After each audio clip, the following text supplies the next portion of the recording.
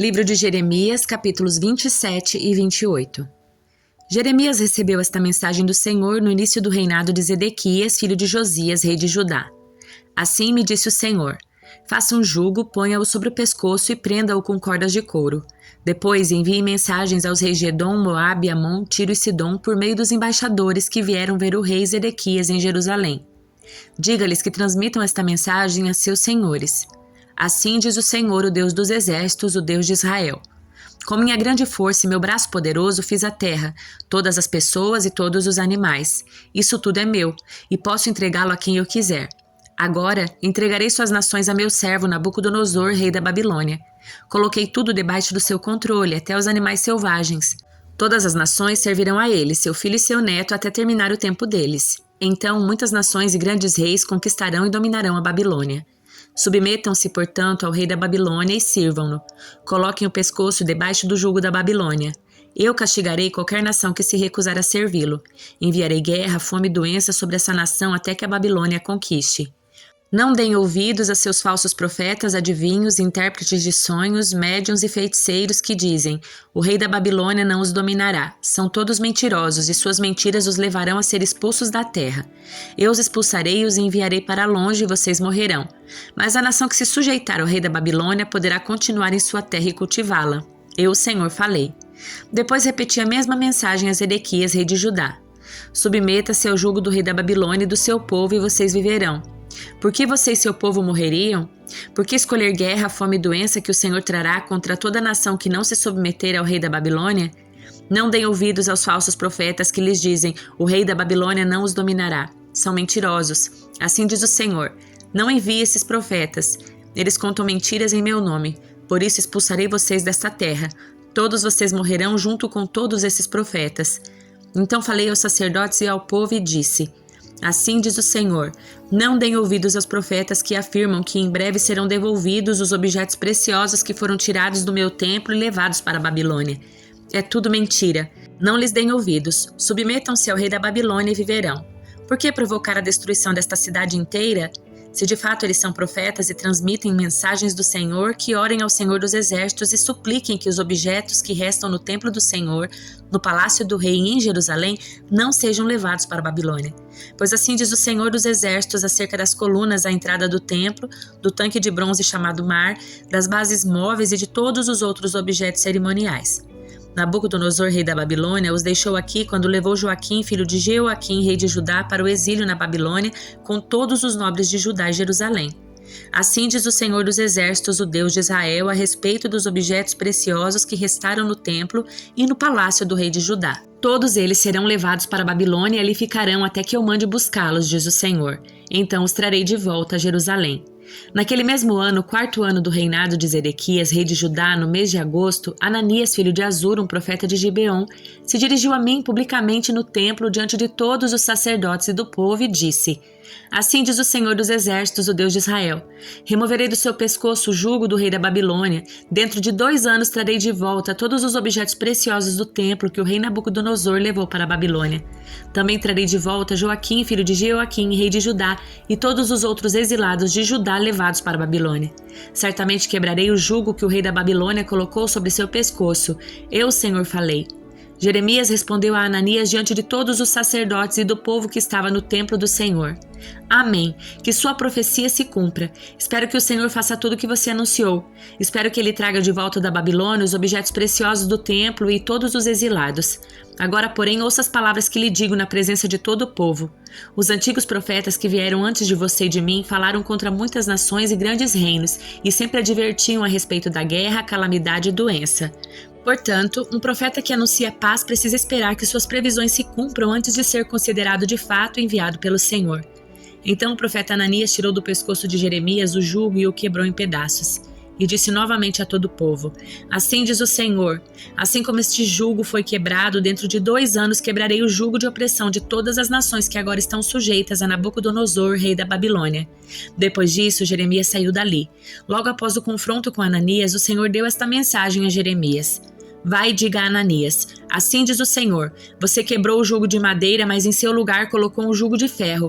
O Senhor dos exércitos, o Deus de Israel, diz: Coloquei um jugo de ferro sobre o pescoço de todas essas nações para serem escravas de Nabucodonosor, rei da Babilônia. Coloquei tudo debaixo do seu controle, até os animais selvagens. Então Jeremias disse a Ananias: Ouça, Ananias, o Senhor não enviou você, mas o povo acredita em suas mentiras. Por isso assim diz o Senhor, você morrerá, sua vida chegará ao fim ainda este ano, pois você se rebelou contra o Senhor. Naquele mesmo ano, 2 meses depois, o profeta Ananias morreu. Salmo de número 118. Deem graças ao Senhor porque Ele é bom, seu amor dura para sempre. Todo Israel diga, seu amor dura para sempre. Os sacerdotes descendentes de Arão digam, seu amor dura para sempre.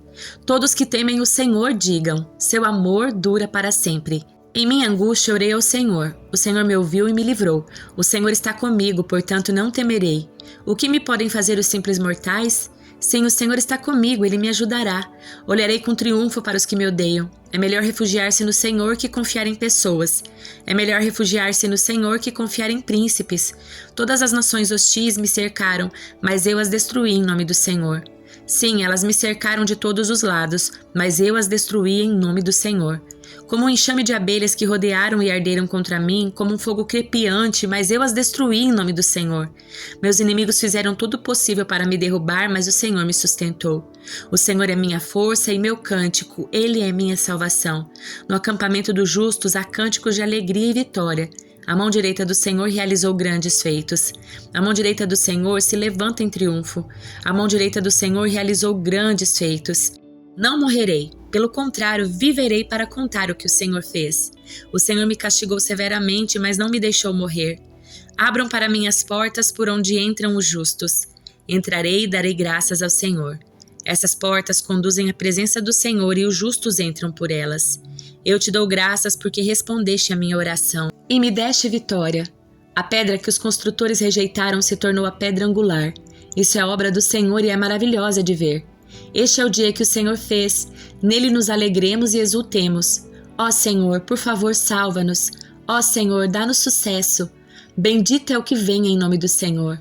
Nós os abençoamos da casa do Senhor. O Senhor é Deus e resplandece sobre nós. Peguem o sacrifício e amarrem-no com corda sobre o altar. Tu és meu Deus e eu te louvarei.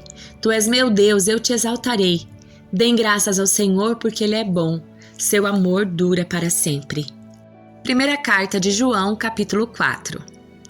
Amados, não acreditem em todo espírito, mas ponham-no à prova para ter certeza de que o Espírito vem de Deus, pois há muitos falsos profetas no mundo.